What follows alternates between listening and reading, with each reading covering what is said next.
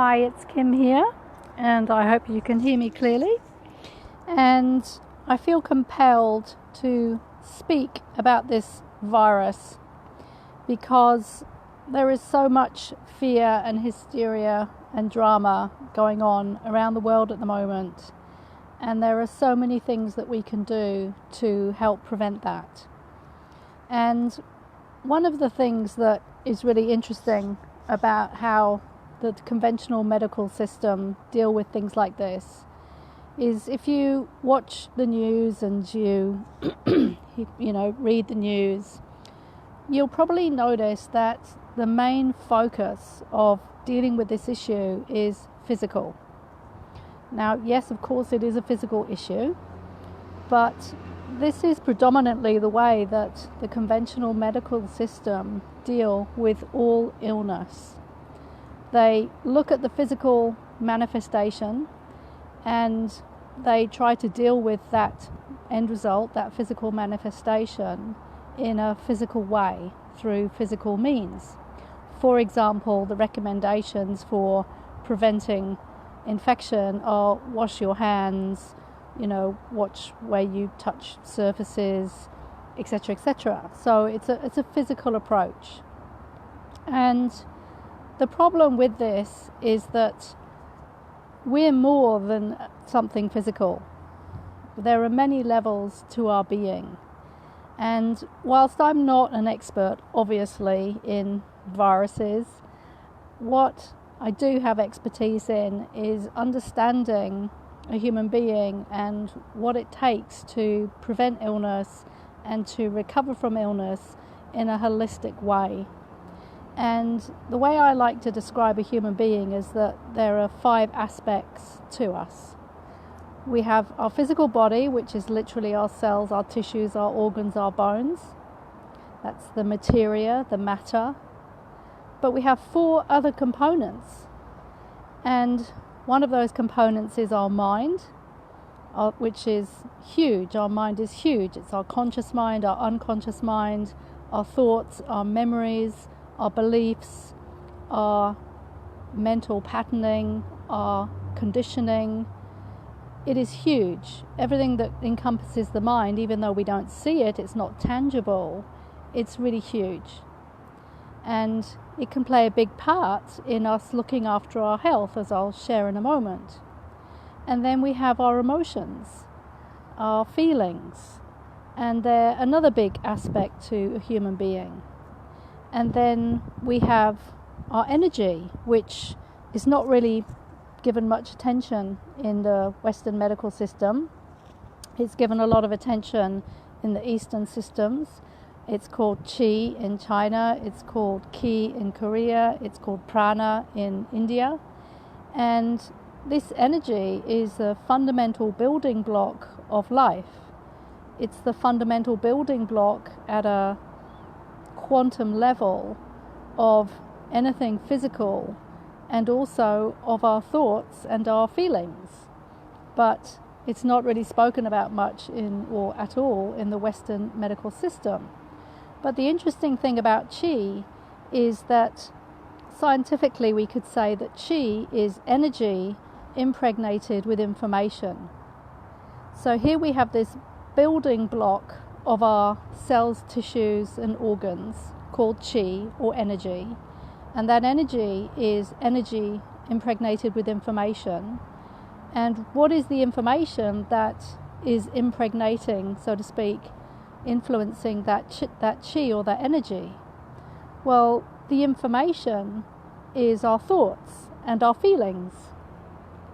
Everything we think and everything we feel is influencing and flavoring that energy, and that energy is then becoming our physical body. So what does that mean for how you think and feel? What effect are your thoughts and your feelings having on your physical body? For example, if you're thinking a lot of pessimistic thoughts, worst case scenario thinking thoughts, negative thinking, fearful thoughts, is that going to have a different outcome do you think compared to if you're thinking more positive, hopeful, joyful, peaceful, trusting thoughts? What will be the difference? Now, if you read a book called Molecules of Emotion by Dr. Candace Pert, she did a huge amount of research into the effect of emotions on cells, tissues and organs in the body, and proved beyond doubt that the quality of your feelings changes the quality of your cells, tissues and organs because it changes the chemistry. And we know this. If, for example, you're feeling afraid or you're very stressed, then that puts the body into the sympathetic nervous system response, which is the fight, flight, freeze response, which is the fear response. And when that happens, hormones like cortisol and adrenaline are excreted. It's probably not the right word, but released. And that has an effect on the cells and tissues in the body, and right down to an atomic, molecular, quantum level. It changes chemistry. Whereas if you have happy, peaceful, joyful feelings, that secretes hormones like serotonin. And that completely changes the chemistry of the body, but in a very different way and in a beneficial way. So the quality of our thoughts, which can trigger emotions, and also our emotions can create thoughts. It can go in a loop, can start on either end. The quality of our thoughts and the quality of our feelings has a direct impact on our physical body. It literally changes our chemistry. And that affects every system in the body. And if we're talking the immune system, then it's going to affect that system too. So if you want to take care of yourself and protect yourself, then you need to be thinking of more than just doing physical things. Yes, it's good to take precautions like that. But what about the power you have within you to take care of your own health through the control of your mind and the control of your emotions? How much are you taking care of that? Because it plays a massive part.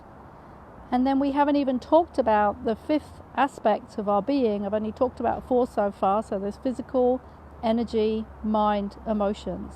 And the fifth element is spirit. And this also plays a very important part, and that will be whatever that is for you. I'm not going to talk about that because that's a really philosophical discussion. But we have to take that into account as well. And one of the things that we really have to be aware of with this current situation is managing our stress, managing our mind, managing the fear factor, and not getting drawn into what I call the collective unconscious and the mass hysteria that goes on, which is really perpetuated by people who get drawn into a state of fear because they don't know any better, they don't know any different, and they're unaware that it could be different. And what we have to remember is that there is a real phenomenon of a collective unconscious. And the best way of understanding this is to think of examples. So for example, if we think of when Lady Di died, and that news went round the world pretty quick, and there was a huge amount of sadness, a huge wave of sadness that went round the world, and people could feel it, and people were feeling very sad and distraught and grieving. And what we have to understand is that one of the reasons that this was so was that there was a collective field of sadness that was tapped into at a deep unconscious level, and people were actually tapping into that collective field of sadness and not even knowing it, and not realizing that a lot of the sadness they were experiencing was the collective field of sadness rather than just their own sadness. And also what we have to recognize with emotions is that if we're triggered into emotions, most of the time it's because that emotional energy is already inside of us and it's merely being triggered by the external situation. So you may think the external situation is triggering those feelings in you, and it's true, but the reason you're feeling the way you're feeling is because that emotional energy has been sitting inside of you. It is not being cleared from some previous incident, and you're re-feeling that energy. So we have to remember that there is this collective consciousness issue at play here. And we have to be really careful and wise and aware of, and it's a choice, it's totally up to you, but whether you want to buy into, so to speak, this collective consciousness fear, drama, hysteria state that is going on in the world right now. Because the more people that tap into it and buy into it, the bigger it gets. It just grows like a mushroom. And so we have a choice. We can choose not to tap into it, and we can choose through our own practices to bring ourselves inwards and to bring ourselves back to what is called our calm, relaxed, natural state. And our natural state internally is to be very calm and to be very trusting and to be very relaxed, even in crises. And we can train ourselves to get into that state and to remain in that state. And the more we do train ourselves, then the more we're able to do that, even in times of crisis. So I highly recommend that you seek out practices where you can learn to do that. So that was really what I wanted to share, and I hope that maybe this has been useful, is that we don't just deal with the physical when we're dealing with anything physical. We have to remember the other parts of ourselves, and they have huge power to affect our physical, either in a negative or a positive way, depending on how we're using our mind and how we're using or managing our emotions. And the other thing is, we have a choice whether we want to buy into this fear and get drawn into this fear. We don't have to. You don't have to. And it's important to know that you do have a choice. So I wish you a lovely day, wherever you are, whatever time of day it is. And go well and be well.